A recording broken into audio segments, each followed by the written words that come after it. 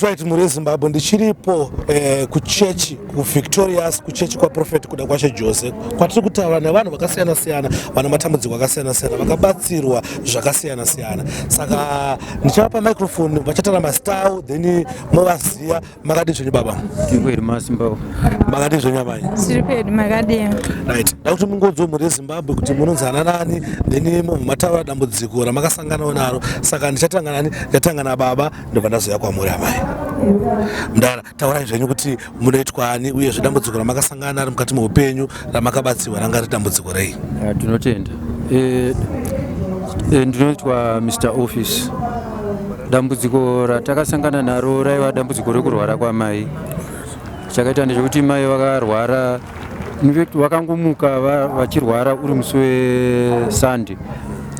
Sunday iyoyo kuma 7 taitotaura tose but some 30 minutes ndangobuda panze pandakangodzoka andakaona munhu ane chimiro chisiri icho maziso akatochinja maziso achinja kudaro ndamba ndaona kuti apa pachisina kunaka ndofanira kuenda nemunhu kuchipatara saka zvaita saizvozvo ndakamba ndatanga ndati rega nditange ndafonera Prophet vanga vatowa kuchechi ndafonera Prophet vakambva vati aiwa munhu yeye azviite kuti ndingomunamatira over the phone uchienda naye kuchipatara ngauye kuno munhu yeye saka pandakatora motikari ndichingonotora motikari ndichidzoka pamba ndakatosvika munhu atoflat achagoni kutaura atoflat takatozviita kutobatirana kwakukwidza motikari tasvika nawo kuchechi patakasvika pachechi ndakuti rega ndichinoudza Prophet kuti ndauya navo vari mumotikari takatoona mota yakutosheka ndakanga ndine karori kanga kakutosheka munhu akutogwina upenyu hwavatoenda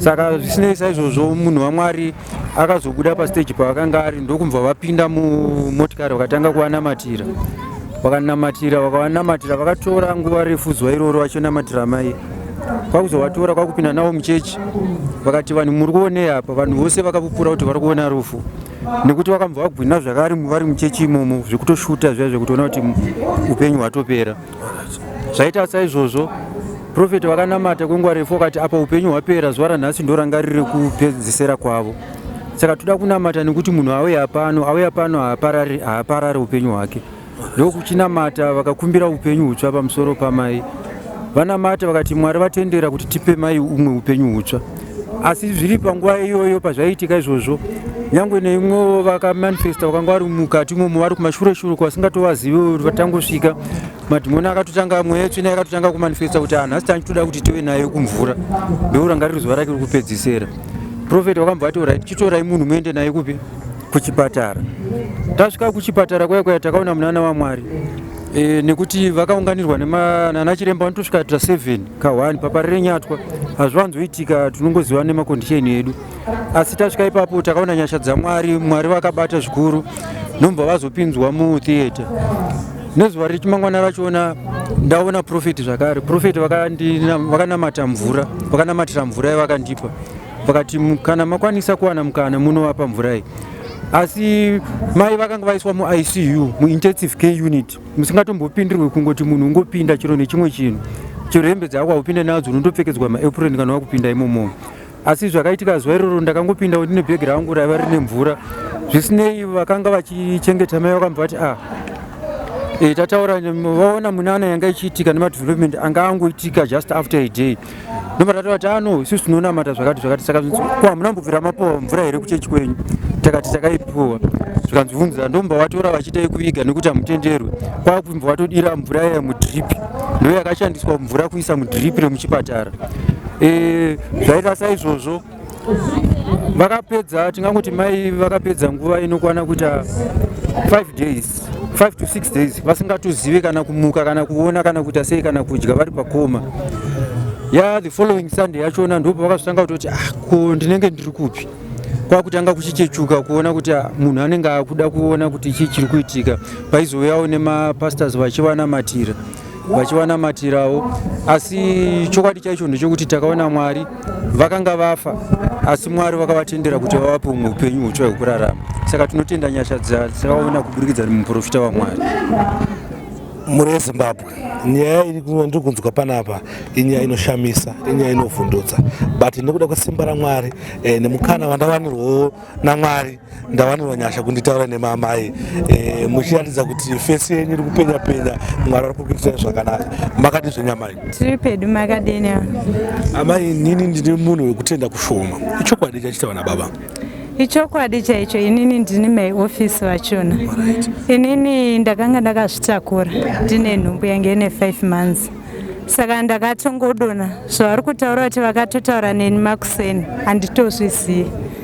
Ende ndakatotanga kutotadza kuziva zvandaita, ndozvandakaita. Saka ndakazongopepuka ndine shiti rakanyorwa kunzi pare. Handitombozivi kuti ndakafamba sei kuti ndisvike kupare.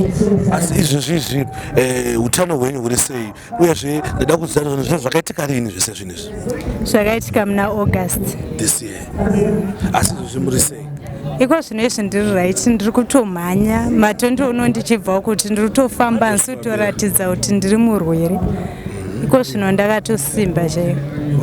Mananzwa muchitaura kuti mamine pamuviri, izvezvi mane mwana?